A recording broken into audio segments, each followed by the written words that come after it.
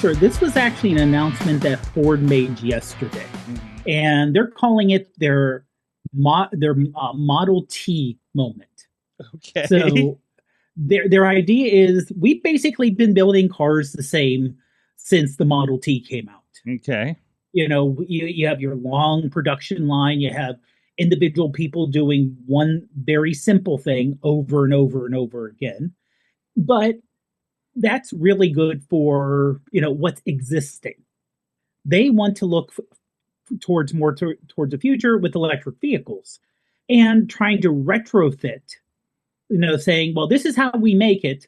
So this is how we have to make the EV because this is how Hmm. we made the internal combustion engines. Hmm. Well, you can't do that and make it at a decent price. Now, they announced this is going to be built in Kentucky. They're basically, instead of one long production line, it's going to have the front, the middle, and the back kind of produced in three separate lines and shoved together. Okay. So this is similar to like a lot like Tesla and a lot of other EV companies, but it's the first time a legacy car company has done something. And they're also building a battery plant next door, also in Kentucky. Hmm. So this is a $6 billion investment in terms of retrofitting a factory um, that was making Escapes and another little SUV. Mm. But the first thing they want to produce, and they came out with approximate date and with a starting dollar amount of $30,000.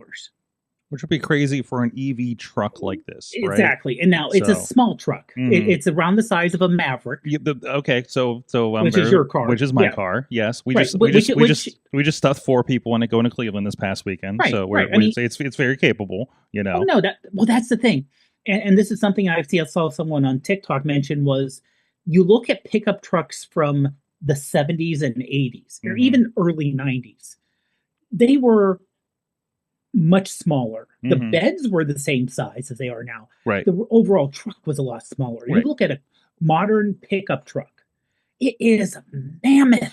It's mammoth, And and you didn't have the extended cabs in the same way. no, You really did no. it. Hmm. But even if you do that, they're still tall. Hmm.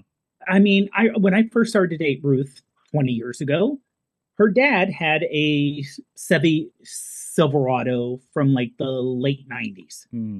And her mom, who was 4'9", 4'9", 4'10", somewhere around there, needed a stool to get into that truck. If she was around and they had a modern truck from 2025, there'd be no way she could get in that thing, Right. because they're so massive. You, But if you take something the size of a Maverick, the bed's a good size. mhm. It's not a little tiny bed. It's a decent sized bed for what you need to do. And you take where the engine is, and you don't need the engine anymore because it's electric. So you can either have a big old frunk out front there or move things around to make it more spacious. So basically, they said they want to make the interior as spacious as a RAV4, but make the exterior much smaller. Right.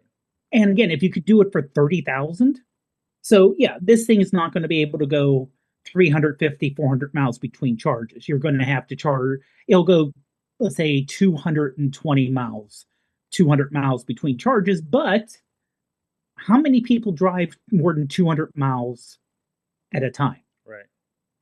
This would be a great way to say, hey, this is cheaper than even a moderately priced, gas vehicle.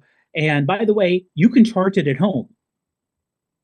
So you don't have to worry about hitting a gas station or hitting it. You can just plug it in overnight and you're Mhm. ready to go.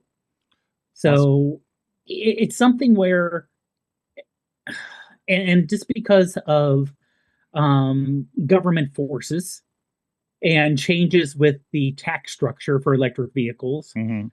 a lot of companies were like, we're going to go heavy electric.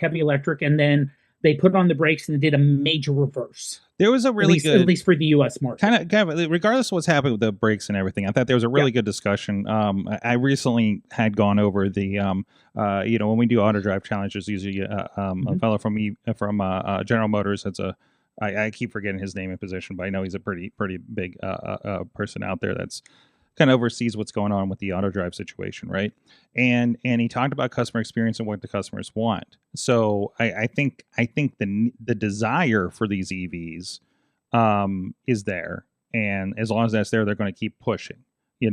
Whether you grease the wheels with tax breaks and stuff is one thing, but still the technology is going to push because the technology needs to push, right? And right. The customer base seems to want it, right? Right. So honestly, a lot of people, when they first experience an EV, they're like, oh, this, I have a lot more pickup.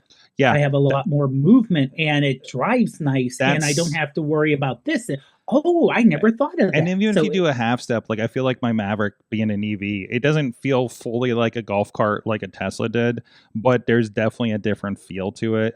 Katie, you had an errand on my truck. Like it kind of has a different pickup to it, doesn't it? Yeah.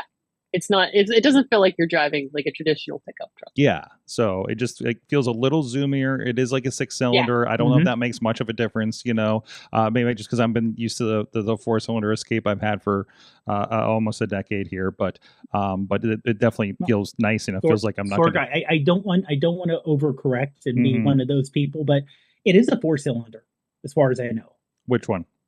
Your vehicle. I believe it's not. So because I only thought the hybrids were only 4-cylinder hybrid. We'll check on that though. But I was told. Well, I just want to make sure otherwise, so I just want to make sure we don't hear a bunch of people all of a sudden flooding the comments. No. Someone may have said something wrong on the internet. Oh and no! I have to say something. No, that's okay. Then we know they're listening. So true. No, that's very cool. So we'll see where Ford comes with that, and of course and they're calling that could come out in 2027. Yeah, so we would so ideally we would start seeing these kind of roll out officially by end of next year of 2026 if they're 27, right? So which means we would probably hear something more solid by beginning of next year. And since this is more of a platform, the idea is, you want a pickup truck? Boom. You want an SUV? Oh yeah, we can make an SUV with the same kind of basic process about it. So it's going to be cheaper. They can start build it'll up be from more there. things. Yeah, Exactly. Awesome. All right.